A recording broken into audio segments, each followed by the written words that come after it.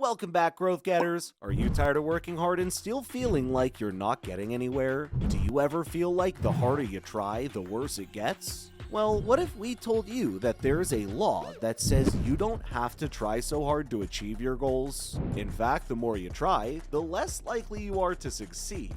This is the law of reversed effort, also known as the backwards law. And in this video, we're going to explore how this paradoxical law can help you achieve more by trying less. We'll look into the science behind it, real-life examples of how it works, and practical tips for incorporating it into your life.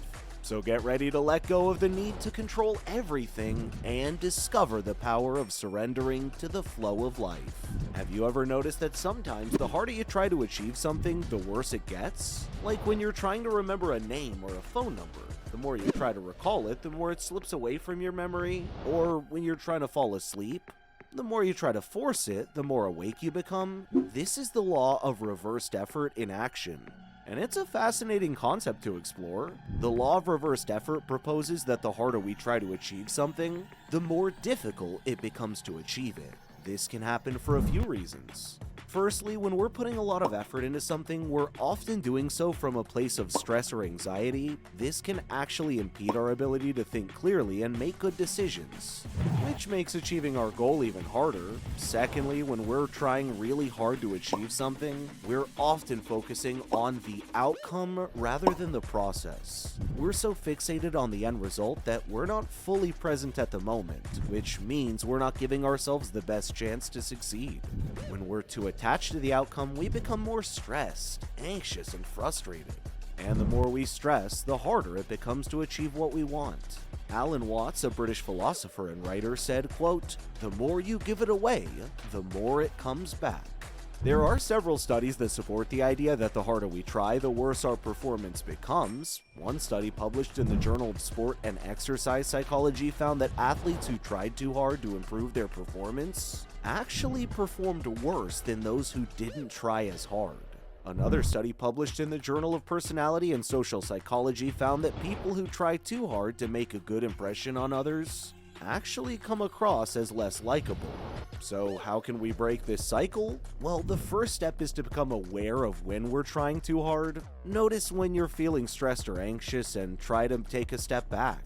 Take a deep breath, focus on the present moment, and remind yourself that you're doing the best you can.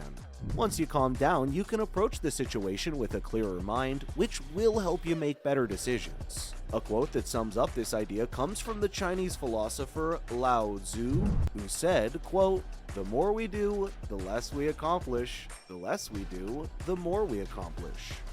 It is also named the backward law. The backward law proposes that the more we pursue something, the more we achieve the opposite of what we truly want, and the more disappointed we feel.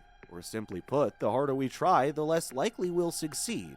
On the flip side, when we stop trying, we'll have what we want.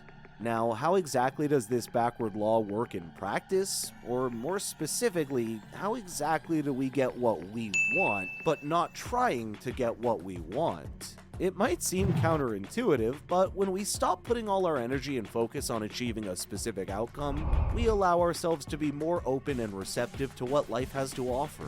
We become more present at the moment, and we start to notice opportunities and possibilities that we might have otherwise missed. For example, let's say you're looking for a new job.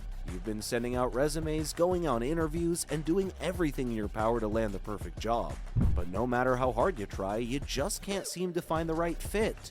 This is where the backward law comes in. Instead of putting all your energy into finding the perfect job, try taking a step back and focusing on your own personal growth and development. Take a course or workshop to improve your skills, volunteer for a cause you're passionate about, or simply take some time to explore your own interests and passions. When you focus on growing and improving yourself, you'll naturally become more attractive to potential employers. The same principle applies to relationships. When we're constantly searching for love or trying to make a relationship work, we often end up feeling frustrated and disappointed. But when we focus on our personal growth and happiness, we become more attractive to others and we naturally attract the right people in our lives. The backwards law is a paradoxical concept that suggests that the harder we try to achieve something, the less likely we are to succeed. This idea is supported by a study published in the Journal of Personality and Social Psychology, which found that people who tried too hard to be happy actually ended up feeling less happy than those who didn't try as hard.